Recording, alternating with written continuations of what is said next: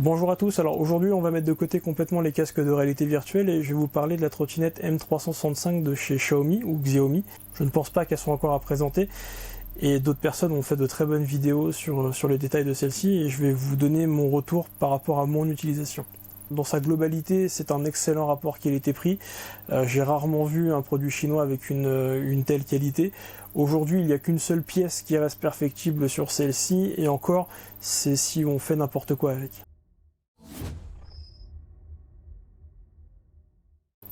Il faut savoir que je suis très loin des conditions standards d'utilisation, c'est-à-dire que je suis au-delà des 120 kg, en sachant qu'il faut rajouter à ça le poids du sac et toutes les affaires qu'on peut avoir, donc aux alentours de 125-130 kg au maximum, ce qui m'est déjà arrivé pour aller faire des courses. Et elle l'a très bien accepté sans aucun problème, malgré les différentes pentes que je peux avoir autour de chez moi. Elle fait en moyenne entre 4 et 5 km par jour, je fais 2 recharges par semaine. Généralement une après le week-end et une en milieu de semaine à peu près. C'est la moyenne actuellement. Pour le moment, je l'ai utilisé sous différentes conditions climatiques, à savoir donc cet hiver principalement le verglas et tout ce qu'on a eu en Ile-de-France. Franchement, j'étais super étonné de voir qu'elle adhérait aussi bien. Quand on a eu des grosses pluies, il faut savoir que ça s'est très bien passé. Il n'y a pas eu d'aquaplaning ou autre souci de ce genre-là. Elle a très bien adhéré à la route, malgré les pneus donc de base. Au niveau des pneus, j'ai crevé une seule fois et c'est le soir en repartant que je me suis rendu compte de ça. Le pneu arrière était crevé, donc j'avais un joli morceau de pavé coincé directement dans le pneu. Donc merci aux gens de la voirie d'avoir refait le Dodan à ce moment-là. Donc j'ai dû me taper les 13 kg à la main sur le retour. Donc c'est vrai que c'est le point noir de celle-ci, c'est qu'elle a un poids excessif. C'est pas du tout dérangeant. J'ai réussi à la pousser tant bien que mal. Après voilà, ça m'est arrivé une fois sur plus de 500 km, franchement pour l'instant ça va. Ce qui m'a permis d'utiliser des pneus pleins, il faut savoir qu'aujourd'hui je déconseille l'utilisation des pneus pleins. Alors pour une personne qui est en dessous des 100 kg, je pense que ça doit être très bien, parce que d'après les différents forums, beaucoup les utilisent. Au-delà de ce poids-là, je me suis rendu compte que c'était tout simplement impossible de pratiquer ce pneu. Une grosse perte d'autonomie, une grosse perte de maniabilité, une grosse perte de vitesse, une grosse perte d'accélération. Enfin ouais, c'était une catastrophe. Au final, au bout de 2 km, j'ai complètement retiré le pneu. Le pneu plein pour son installation, c'est tout simple. Il suffit simplement de le passer quelques minutes au four. Moi j'ai attendu qu'une ou deux cloques apparaissent, mais à mon avis, il fallait que je le retire avant, mais c'est pas grave. Le but c'est de le rendre mou, de façon à pouvoir l'encastrer, entre guillemets, dans la roue de la trottinette. Généralement, ils préconisent de le faire à deux, mais si vous n'avez pas une force de moineau, tout seul, ça devrait passer, surtout que le pneu est mou, donc il ne devrait pas y avoir de problème à ce niveau-là. Donc je déconseille quand même l'utilisation des pneus pleins quand vous êtes au-delà des 100 et quelques kilos. Donc après tous ces désarrois avec le pneu plein, je suis repassé sur les pneus d'origine. J'ai juste collé une petite rustine dessus. Maintenant ça fait près de 300 km qu'elle tient, donc là-dessus il y a aucun souci.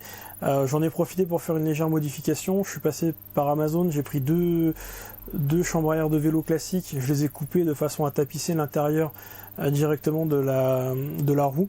Et je suis venu après positionner ma chambre à air dessus. Ça évite que si jamais un petit caillou a envie de faire copain-copain avec la chambre à air, au moins là ça a limité pas mal de risques. Concernant le pneu, j'ai vu qu'il y avait pas mal de soucis avec. Pour l'instant, j'en ai rencontré aucun malgré la charge qu'elle a on va dire, à trimballer tous les jours. Donc pour l'instant c'est plutôt pas mal. Les freins à disque c'est pareil, j'ai pas changé de frein. J'ai juste fait quelques modifications de façon à ce qu'elle puisse gérer mon poids et m'arrêter quand il faut. Après ça, j'ai essayé de voir un petit peu ce que la batterie avait dans le ventre, donc je l'ai vidé totalement. Je fais des allers-retours toute la journée, je l'ai poussé, etc. de façon à ce qu'il n'y ait plus de batterie. J'ai réussi à vider totalement la batterie, c'est-à-dire que la trottinette ne s'allumait même plus. Le problème c'est que ça m'est arrivé en descente. Et que encore heureux que le frein manuel était là, sinon en fait je devenais beaucoup plus intime avec le passager de la voiture qui arrivait. Grâce au frein manuel, j'ai réussi à freiner suffisamment pour pouvoir après utiliser mes pieds et m'arrêter tout simplement. Mais c'est vrai que ne videz jamais votre batterie au-delà des 15%. Quand vous avez le dernier voyant qui commence à clignoter, là ça devient très important de la recharger pour éviter ce genre de petits désagréments. Mais dans tous les cas, Dès que la batterie s'est complètement vidée, j'ai réussi à la relancer un petit peu. J'ai fait une descente en freinant le maximum avec le frein.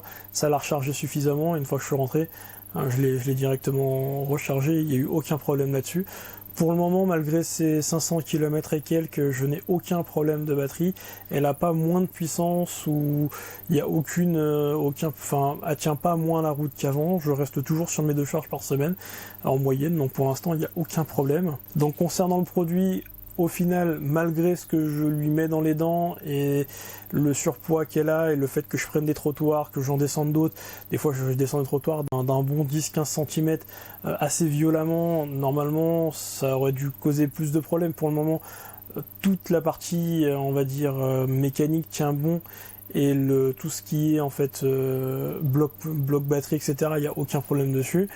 J'ai eu une fois la batterie qui s'est totalement vidée, mais c'était de ma faute. Cet été, je l'ai laissé dehors après une soirée, etc. Je l'ai quand même laissé dans le jardin.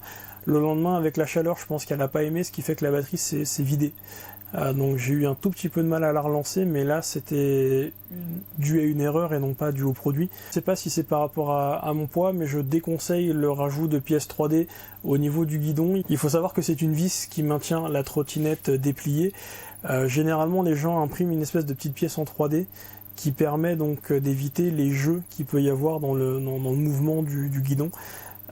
Si vous faites ça, en fait, vous allez accentuer les impacts et la tension qu'il y a sur cette vis, ce qui veut dire que des fois, c'est déjà arrivé, celle-ci peut lâcher.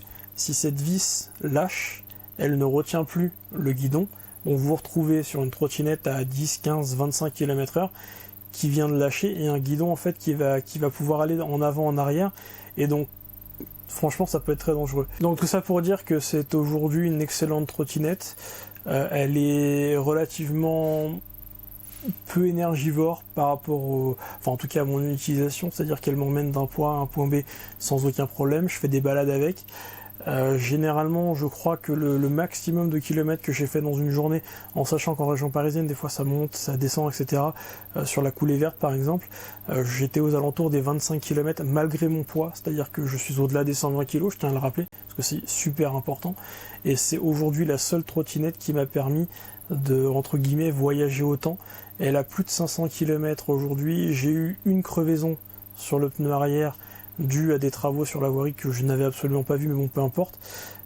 C'est la seule crevaison que j'ai eu dessus, pas d'usure à proprement parler par rapport au produit, et un souci de batterie qui était dû au fait que j'ai laissé la trottinette en plein soleil.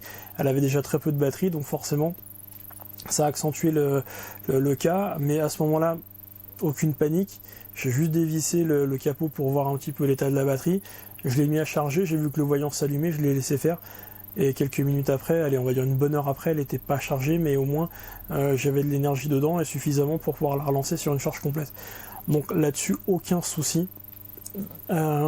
J'ai déjà fait des voyages pour aller faire des courses ou chercher des colis et je me suis retrouvé avec plus de 130 kg sur la trottinette et elle a tenu la route sans aucun problème, avec une bonne autonomie.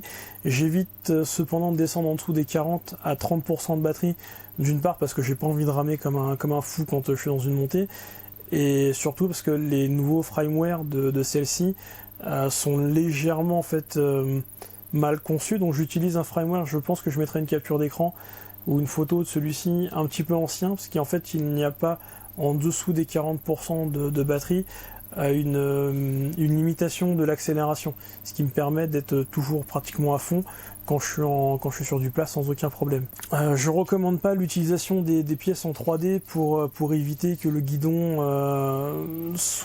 qu'il y ait un jeu dans le guidon. Ça, pour moi, à mon sens, peut apporter plus de problèmes que ça en résout, surtout si vous n'êtes pas tendre avec elle. Moi, je le suis pas en tout cas. Au niveau des pneus, je mets 4 barres de pression dedans. C'est ce que j'avais vu à l'époque, il me semble, sur un forum de cette trottinette. Pour l'instant, elle a fait ses 500 km avec ses 4 barres de pression. Je conseille une vérification assez régulière, de façon à être sûr que les pneus soient toujours tendus, et surtout ça permettra d'allonger la longévité des pneus. Tout ça pour dire que c'est une trottinette qui n'a pas besoin de beaucoup de suivi, elle est excellente dans tout ce qu'elle fait. Pour l'instant, aussi bien sur la route qu'un petit peu sur l'herbe ou sur sur la terre battue, je n'ai jamais eu aucun problème en étant complètement d'origine au niveau des pneus et tout le reste. La seule modification que j'ai apportée, donc, c'est au niveau de la chambre à air, de façon à limiter un petit peu les crevaisons qui pourrait y avoir, parce que je suis vraiment pas tendre. Et si je descends un trottoir, je vois pas ce qu'il y a en dessous. J'ai préféré prévenir que guérir. Tous les petits problèmes qu'il peut y avoir dans le guidon, je déconseille fortement l'utilisation des petites pièces en 3D. Laissez ce jeu qu'il y a dans le guidon, sinon il risque d'y avoir un petit souci donc au niveau de la vis, c'est-à-dire que si celle-ci lâche, par contre là il n'y a plus de retour possible, c'est pas une pièce 3D qui pourra sauver la situation. Donc la trottinette est très bien conçue telle qu'elle est, il n'y a pas de modification à avoir dessus, honnêtement laissez-la comme ça, en tout cas pour une personne de plus de 120 kg. Voilà, merci d'avoir regardé cette vidéo, je vais mettre les liens de ce que j'ai acheté directement en dessous. Si vous avez des questions ou autres, n'hésitez pas, les commentaires sont là pour ça, puis à très bientôt pour une nouvelle vidéo.